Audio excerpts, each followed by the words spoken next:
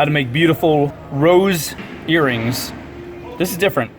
This is flat wire. This is actually aluminum. I tell people don't get aluminum. It's flimsy, get copper. But in this case, if you're gonna get this to make these, you need this flat, I think it's 3mm, might be 4mm, but this is flat aluminum. It's actually coated to look antique copper. It's the same color as all of our other antique copper. It's like a dark reddish brown, very nice color. But in any case, this is what you need, and we're gonna make some rose earrings. So first, let's cut off let's give you an exact measurement so we're not just guessing. Let's do about 6 inches. This comes in a little spool. I got it at Michael's. Again, you gotta get on these places to pay me for mentioning their names. I always measure one against the other to get it exact. You don't have to be super exact, but get it close. And this cuts pretty easily with your regular cutters. Now these sharp ends are sharp. They got corners, they got flat edges, cut you up. Dangerous. We live on the wild side, the dangerous side. All right, so I'm gonna grab it with our regular pliers right on the end like this, and let's get rid of those sharp edges immediately by tucking them into themselves. I did this over a year ago, I'm trying to remember. All right, so go like that. And then we're just gonna hold this and we're gonna twist. Twist, twist, twist, twist, twist. You need a little bit of muscle there. Twist, be careful, don't give yourself carpal tunnel. Twist, twist.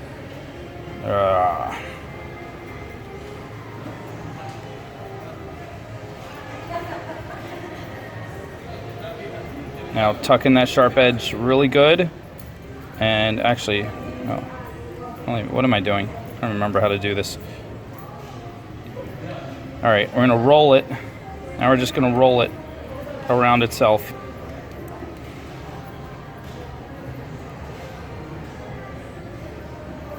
Squeeze that in there.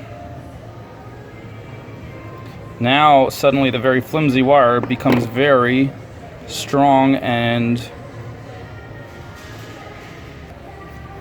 All right, so I'm just rolling this whole thing around itself. And it's gonna get messed up. It's not gonna look perfect, but that's how a real rose is. A real rose doesn't have perfect concentric circles. That would be boring. All the imperfections are what give it the beauty. Grab the end, and the end would just tuck in again. Just roll it. Make sure you leave enough so that you got that. And boom, you're pretty much done right there.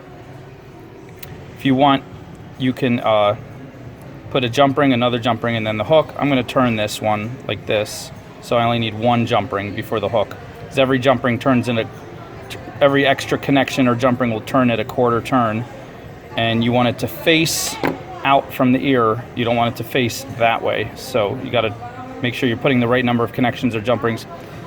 All right, so here we go. There's one, and now we're gonna do the next one. Let's just get this in a little tighter. There we go.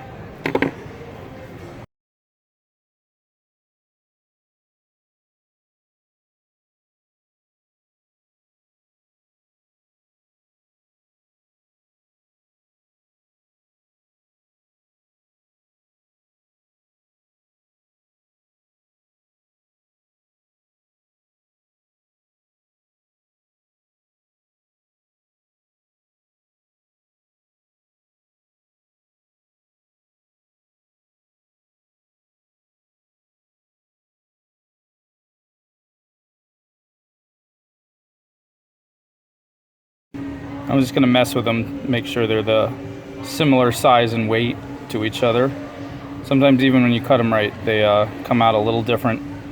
This one, for some reason, looks a little bigger. I probably made it a little less tight, so I'm gonna cut part of it off and adjust it so it matches the other one a little better. It's a thing, always messing around, always learning, always playing with your piece, trying to get it a certain way. Don't be afraid. One thing I'm making sure is this tight, sharp end is completely tucked in by the time I'm done. All right. Better. Stretch this one out a little more. feeling a little bit of scratch right there, so I'm going to push that in.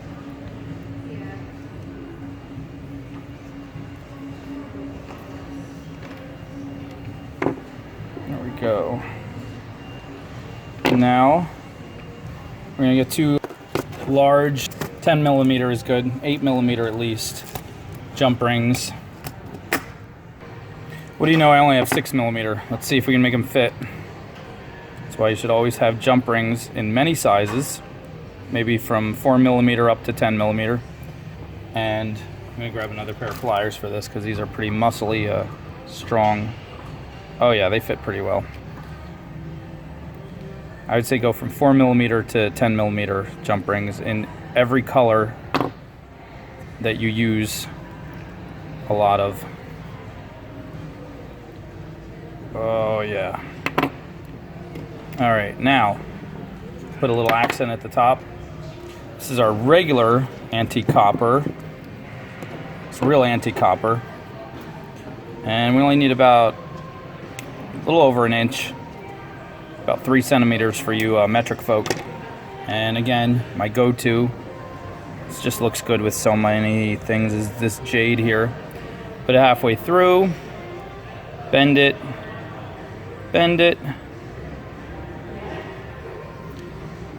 leave yourself only about half a centimeter, a little bit more if you're practicing. Grab your round nose pliers. I call them loop making pliers. I like to rename everything. Everything gets a nickname. And you're just gonna roll it, like that. Flatten it out, make it straight. Again, grab it right on the end, roll it. Keep repositioning your hand. You want to use good body mechanics. You don't want to twist your wrist really awkwardly with a lot of pressure. That's not good. All right, now we look at those. They're pretty close.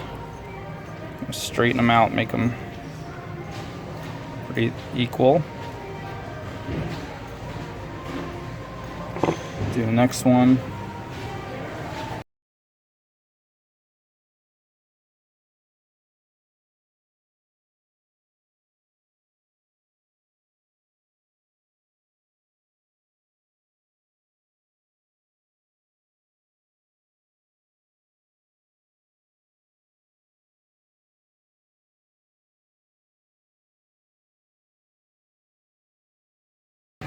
Now, if I put these on right now, with this jump ring, you would see like that.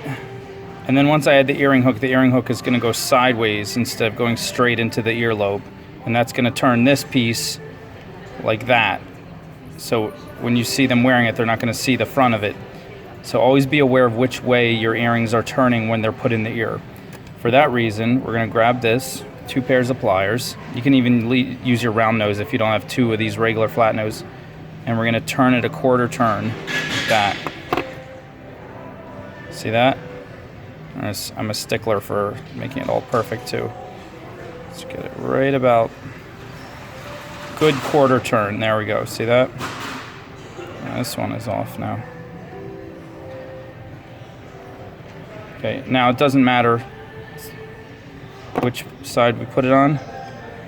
Open up that loop, close it,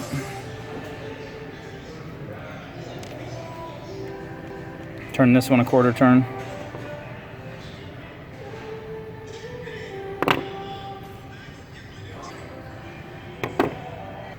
You also want to try to have earring hooks in every color that you use. This is antique copper, so I am prepared. Open that up. I kind of squeeze that little ball part down so I can open it up. And then I'm aware of which side I want to face out from the ear. And I hold it straight. And then I make the earring hook poke the opposite direction into the earlobe. Gotta be careful you get these in real tight. You only get like 1 turn. These break easily if you open and close them too much.